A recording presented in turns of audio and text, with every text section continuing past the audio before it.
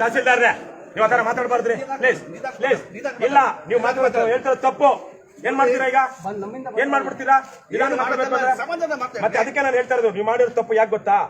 ನೀವು ನಿಮ್ಮ ವ್ಯಾಪ್ತಿಗೆ ಬರುವಂತಹ ಅವನ ಅಧಿಕಾರಿ ಏನಿದ್ದಾನೆ ಅವ್ನು ತಪ್ಪಾಗಿದ್ರೆ ಅವ್ನು ಕೇಳಬೇಕು.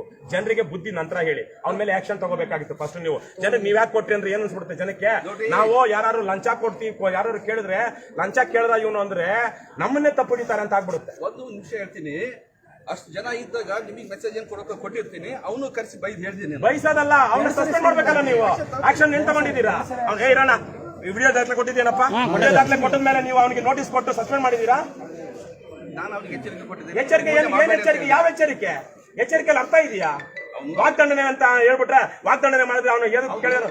ಲಿಖಿತವಾಗಿ ಏನ್ ಕೊಟ್ಟಿದ್ದೀರಾ? ಇವ್ರೆ ಔಟ್ಸೋರ್ಸ್ ಸಸ್ಪೆಂಡ್ ಮಾಡ್ಬೇಕು, ಅವನ್ನ ಹೊರಗೆ ಹಾಕ್ಬೇಕು, ಕಿತ್ತು ಬಿಸಾಕ್ಬೇಕು. ನಿಮ್ಗಾದ್ರೆ ಇನ್ನೊಬ್ರಿಗೆ ನಿಮ್ ಡಿಪಾರ್ಟ್ಮೆಂಟ್ ಆದ್ರೆ ನಿಮ್ ಪ್ರೊಸೀಜರ್ ಇರುತ್ತೆ ತೆಗಿಯೋದಕ್ಕೆ, ಅಲ್ವಾ? ಹೌದಾ ಇಲ್ವಾ? ಆದ್ರೆ ಔಟ್ಸೋರ್ಸ್ ಆಗಿರೋ ಏನ್ ಪ್ರೊಸೀಜರ್ ಇರುತ್ತೆ? You suspended him immediately. You should have made sure that you should not enter this office once more. ಅದು ಬಿಟ್ಟು ನೀವು ಅದು ಮಾಡ್ತೀರಾ? ಸಾರ್ವಜನಿಕರಿಗೆ ಬುದ್ಧಿ ಹೇಳ್ತೀರಾ? ಸಾರ್ವಜನಿಕರಿಗೆ ಬುದ್ಧಿ ಹೇಳೋದಲ್ಲ, ಮೊದಲು ನಿಮ್ ಕರ್ತವ್ಯ ಮಾಡಿ ಸಾರ್ವಜನಿಕರಿಗೆ ಬುದ್ಧಿ ಹೇಳಿ. ಕರ್ತವ್ಯ ಮಾಡಿದಿರಾ? ಒಂದ್ ನಿಮಿಷ, ಏನಪ್ಪ ಅವ್ನು ಸಸ್ಪೆಂಡ್ ಆಗಿದಾನ? ಇಲ್ಲ ಸರ್, ಆಗಿಲ್ಲ.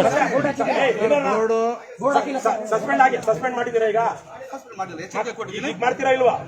ಈ ವಿಡಿಯೋ ಸಾಕ್ಷಿ ಇದೆಯಲ್ಲ, ಈಗ ಮಾಡ್ತೀರಾ ಇಲ್ವಾ? ನೀವು ಎಚ್ಚರಿಕೆ ಕೊಟ್ಟಿ ಇಲ್ಲ, ನಮ್ಗೆ ಎಚ್ಚರಿಕೆ ಸಾಕಾಗಲ್ಲ. ನಾವ್ ಈಗ ನಿಮ್ಮ ಮೇಲೆ ಕಂಪ್ಲೇಂಟ್ ಮಾಡಿದ್ರೆ ಲೋಕಾಯುಕ್ತಕ್ಕೆ, ನೀವು ಲೋಕಾಯುಕ್ತ ಕಟ್ಟಡ ನಿಂತ್ಕೋಬೇಕಾಗುತ್ತೆ.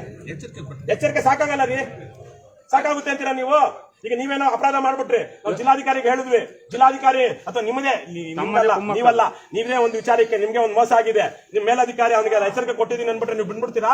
ನಿಮ್ಮ ಮನೆಯವರ ಮೇಲೆ ಪೊಲೀಸರು, ಈಗ ನಿಮ್ಮ ಮನೆಯವ್ರ ಮೇಲೆ ಯಾರೋ ಕಳ್ತನ ಆಗಿದೆ, ಹೆಣ್ಮಕ್ಳು ಯಾರೋ ಹೊಡೆದ್ಬಿಟ್ರು, ಇನ್ನೇನೋ ಮಾಡಿದ್ರು, ಪೊಲೀಸ್ ಸ್ಟೇಷನ್ ಹೋದ್ವಿ, ಪೊಲೀಸ್ ಅವ್ನು ಕಳ್ಸ್ಬಿಟ್ಟು ಯಾಕೋ ಸಾಹೇಬ್ರು ಹೆಂಡತಿ ಮೇಲೆ ಯಾಕೋ ಕೈ ಮಾಡಿದೆ, ಎಚ್ಚರಿಕೆ ಕೊಟ್ಬಿಟ್ರೆ ಬಿಟ್ಕೊಂಡ್ಬಿಡ್ತೀರಾ?